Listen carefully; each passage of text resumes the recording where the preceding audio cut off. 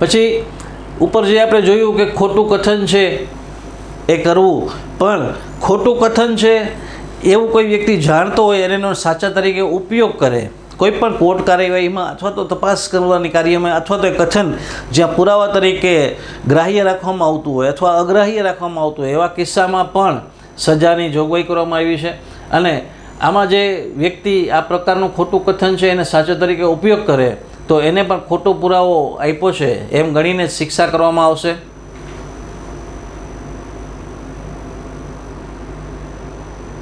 માત્ર કોઈ અનૌપચારિકતાના કારણે ગ્રાહ્ય ન હોય તેવો એકરાર પણ કલમ 236 અને આ કલમના અર્થ મુજબ એકરાર છે. એટલે ઘણી વખત કોઈ ઔપચારિકતા પણ હોય છે એકરાર કરવામાં, એમાં પણ જો ખોટું કથન કે ખોટો એકરાર હોય તો એ આમાં આવરી લેવામાં આવ્યું છે. મિત્રો,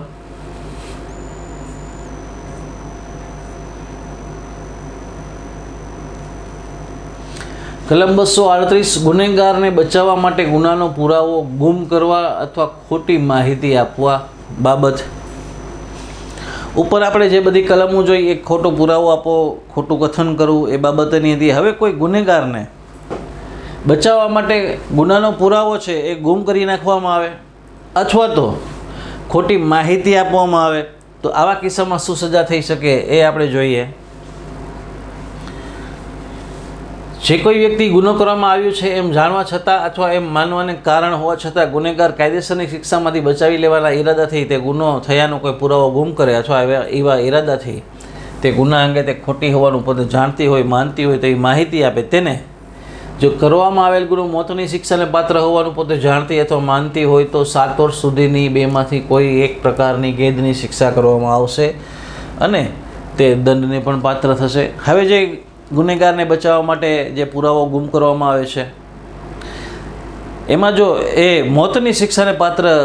ગુનો કરેલો હોય ગુનેગાર અને એને બચાવવા માટે તેને જો આવું કોઈ કૃત્ય કરવામાં આવે તો 7 વર્ષ સુધીની સજાની જોગવાઈ છે. મિત્રો, અથવા તો પુરાવો ગુમ કરવામાં આવે અથવા તો એને બચાવવા માટે થઈ અને ખોટી માહિતી આપવામાં આવે. ત્યારબાદ જો તો એ ગુનો વધુમાં વધુ 10 વર્ષ સુધીની કેદની શિક્ષાને પાત્ર હોય તો તેને ગુના માટે ઠરાવેલ પ્રકારની અને ઠરાવેલી કેદની વધુમાં વધુ મુદતની 1/4 મુદત સુધીની કેદની અથવા દંડની તે બંને શિક્ષા કરવામાં આવશે. હવે એના પછી જે બીજી સમજૂતી છે એમાં સ્પષ્ટીકરણ છે કે જો ગુનો છે એ વધુમાં વધુ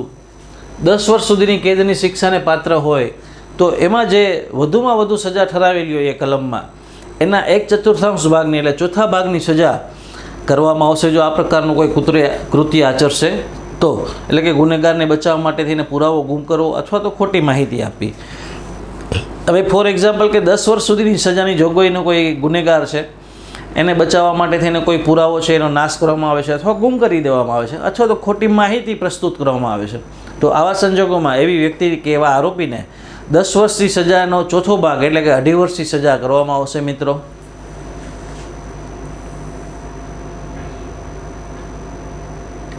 હવે એમાં એક્ઝામ્પલ આપીને સમજાવ્યું છે કે બી એ ડીનું ખૂન કર્યું હોવાનું જાણવા છતાં તેને શિક્ષામાંથી બચાવવાના ઈરાદાથી એ લાશ સંતાડવામાં તેને મદદ કરે છે. એ 7 વર્ષ સુધીની બેમાંથી કોઈ પ્રકારની કેદની શિક્ષાને પાત્ર થશે. હવે કોઈ વ્યક્તિએ ખૂન કર્યું છે એ વ્યક્તિ એ જાણતી હોય અને આ ખૂન થયા બાદ એ વ્યક્તિ છે એ લાશને સગે વગે કરવા અથવા તો લાશનો નાશ કરવા અથવા બીજી અન્ય કોઈ રીતે લાશને ડમ્પ કરવા માટે થઈને જો એમાં એની મદદ કરે તો આ મદદ કરનાર જે વ્યક્તિ છે એને 7 વર્ષ સુધીની કોઈ પણ કેદની શિક્ષા થઈ શકશે, જેમ ઉપર જણાવ્યા મુજબ સખત અથવા તો સાદી, અને દંડને પણ પાત્ર થશે. ગુનાની માહિતી આપવા માટે બંધાયેલી વ્યક્તિએ ઈરાદાપૂર્વક માહિતી ન આપવા બાબત. હવે કોઈ વ્યક્તિ છે ગુનાની માહિતી આપવા માટે કાયદાકીય રીતે બંધાયેલી છે તેમ છતાં એ ગુનાની માહિતી ન આપે તો આવા કિસ્સામાં શું સજા થઈ શકે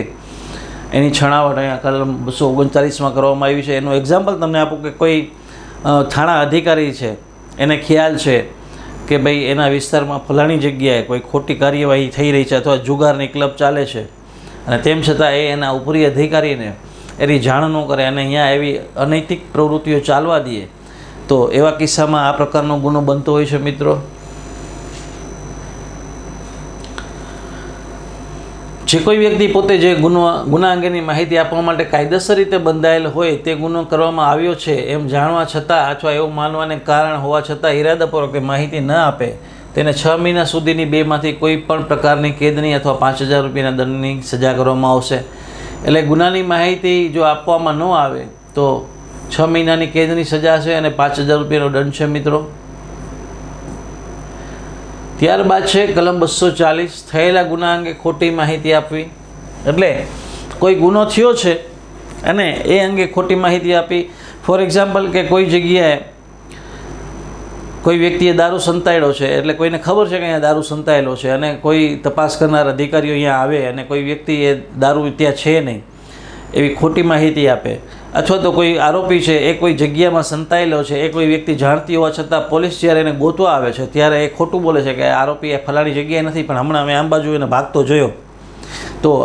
આ બધી છે એ આ પ્રકારના ગુનામાં આવી જાય છે મિત્રો.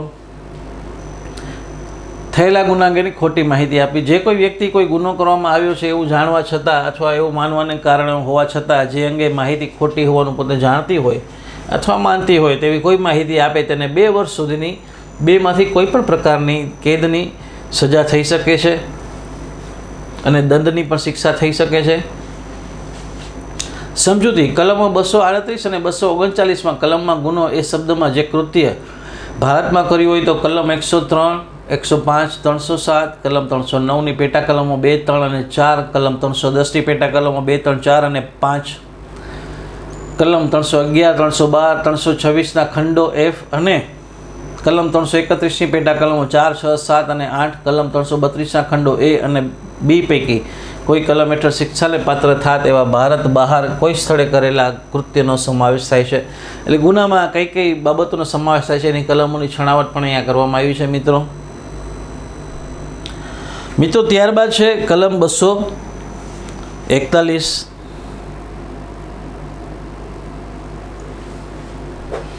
પુરાવા તરીકે કોઈ દસ્તાવેજ રજૂ થતો અટકાવવા માટે તેનો નાશ કરવા બાબત. હવે કોઈ દસ્તાવેજ છે એ પુરાવા તરીકે રજૂ થવાનો હોય અને તેનો નાશ કરી દેવામાં આવે અથવા તેને રજૂ થતો અટકાવવામાં આવે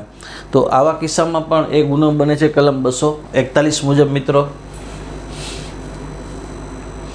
જે કોઈ વ્યક્તિ કોઈ ન્યાયાલયમાં અથવા કોઈ રાજ્ય સેવક સમક્ષની એવી હેસિયતથી કાયદેસર રીતે ચાલતી કોઈ કાર્યવાહીમાં પુરાવા તરીકે પોતાને કાયદેસર રીતે રજૂ કરવા પડે તે દસ્તાવેજ સંતાડી દે, તેનો નાશ કરે અથવા ઉપર જણાવ્યા મુજબ ન્યાયાલય અથવા રાજ્ય સેવક સમક્ષ પુરાવા તરીકે રજૂ ન થતો હોય તેનો ઉપયોગ થતો અટકાવવાના ઈરાદાથી તે હેતુ માટે દસ્તાવેજ અથવા ઇલેક્ટ્રોનિક રેકોર્ડ રજૂ કરવા માટે કાયદેસર રીતે સમજ મળ્યા પછી અથવા ફરમાન થયા પછી તે આખો દસ્તાવેજ અથવા ઇલેક્ટ્રોનિક રેકોર્ડ અથવા તેમનો કોઈ ભાગ છેકી નાખે તેને અથવા ઉકેલી શકાય નહીં એવી રીતે કરી નાખે તેને 3 વર્ષ સુધીની બેમાંથી કોઈ પણ પ્રકારની કેદની અને 5,000 રૂપિયાનો દંડની જોગવાઈ છે. કલમ 241માં મિત્રો જે કોઈ વ્યક્તિ ન્યાયાલયનો હુકમ હોય કે ભાઈ તમારે આ કાગળો કે દસ્તાવેજો રજૂ કરવાના છે અથવા કોઈ પુરાવો રજૂ કરવાનો છે એ પુરાવાનો સંપૂર્ણ નાશ કરે અથવા તો એનો અમુક ભાગ છે એ એવી રીતના બગાડી નાખે કે ઉકલી ન શકે અથવા છેકી નાખે અથવા તો ગુમ કરી નાખે તો આવા કિસ્સામાં આવી વ્યક્તિને 3 વર્ષ સુધીની કેદની શિક્ષા થઈ શકે. જે સખત પણ હોઈ શકે, સાદી પણ હોઈ શકે અને દંડની પણ જોગવાઈ છે.